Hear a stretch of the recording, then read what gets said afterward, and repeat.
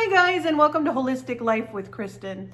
I don't know about you, but every time I'm in the grocery store, I walk past the bakery section with all of those delicious looking cinnamon rolls, or the refrigerated section that has those quick open the can and bake it off cinnamon rolls that are just so delicious and also so terrible for you. I have been on a heart health and weight loss journey since January. I've lost over 100 pounds. If you've been here for any length of time, you'll probably know that. But it means walking past those cinnamon rolls every single time, even though I'm tempted to pick it up. It's got like mounds of frosting just all over the place. So delicious, but can't have it. Can't have it. So I came up with an alternative. I came up with a healthier cinnamon roll, and it's very easy. It's only a couple of ingredients, and these are so simple you more than likely won't even need to buy any ingredients from the store. You'll probably have most of what you need already hanging out around your house. If for some reason you don't like yogurt, you can just leave the yogurt out and replace it with more cream cheese. Okay guys, let's get in the kitchen. Let's show you how to make this. So to make our cinnamon rolls, we're gonna start by measuring out about 1.5 cups of all-purpose flour. And rather than spending money on self-rising flour from the store, plus it's very difficult to find, we are just gonna go ahead and make our own. So we're going to add 2 teaspoons of baking powder, and I have the aluminum-free baking powder because we all know aluminum doesn't go well in our baked goods. It's actually hard to find aluminum-free, but I got this from Whole Foods. A lot of the mainstream baking powders have aluminum in it, so just something to be aware of. And then we're just going to add in about 1/4 teaspoon of salt. A lot of times, I know it's common to put a little bit more salt in baked good, but I really don't think you need it. I'm trying to keep mine sodium, as close to sodium free as I can, extremely low sodium because it's better for my heart. And so you can put a little bit more salt if that's not enough, but I usually find that that's fine for myself. And then we're just going to mix these ingredients together in the bowl. And you can sift it around a little bit like this just to well incorporate all of the baking soda and salt and get it mixed up real well. You want it to be just one texture, as you can see here. And then we are going to go ahead and add roughly 1 cup to 1.5 cups of the 0% fat Greek yogurt. I'm going to start with roughly 1 cup, maybe just a little bit over 1 cup, and then I'm going to start mixing it together. And then you can add a little bit more yogurt as you're mixing just to form a dough. I'm going to mix it first with a rubber spatula just to help incorporate some of the ingredients. Make sure you have clean hands when you go onto this step because the next thing we're going to do once we get this ever so slightly incorporated, just to save our fingers some of the mess, is that we're going to get in there with our hands and we're going to knead it into a ball.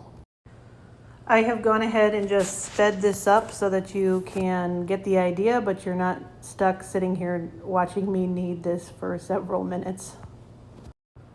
I'm going to use all the flour up from the bottom of the bowl. Once you get all that flour up out of the bottom, I'll usually put it out onto a flat cutting board just because it makes it so much easier to just knead it out.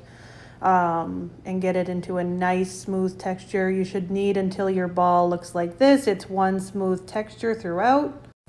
And then we're just going to go ahead and kind of press it out and flatten it out is ultimately what we're going to do. And we're rolling it and flattening it into a rectangle. It should be rolled out to about 1/4 inch thickness roughly. All right, should look something like this when you're all done. Now we're going to take some butter and put it in a bowl, a couple tablespoons, melt it in the microwave, but not all the way, just until it's mostly melted. And then to another bowl, we're going to add 3 tablespoons of brown sugar. Next, we are going to add 2 teaspoons of ground cinnamon. And then we're going to go ahead and mix these ingredients together in our bowl. Next, we're going to add that butter that we melted onto our dough.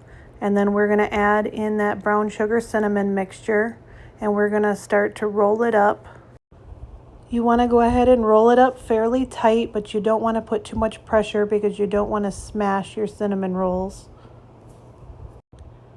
It's sort of a delicate balancing act, but once you get it all rolled up, then we're just going to go ahead and slice it into even pieces, probably about 1.5 inches wide each. I'm using the knife in a very soft sawing motion because if you press it down firmly, you will crush the cinnamon roll and it won't have as nice of presentation. So I'm very, very gently just running the knife through it with very light pressure to slowly cut through the dough. Once you've sliced all your cinnamon rolls, you're just going to go ahead and add it to a baking dish. Leave a little bit of space in between each one so that it's got room to rise.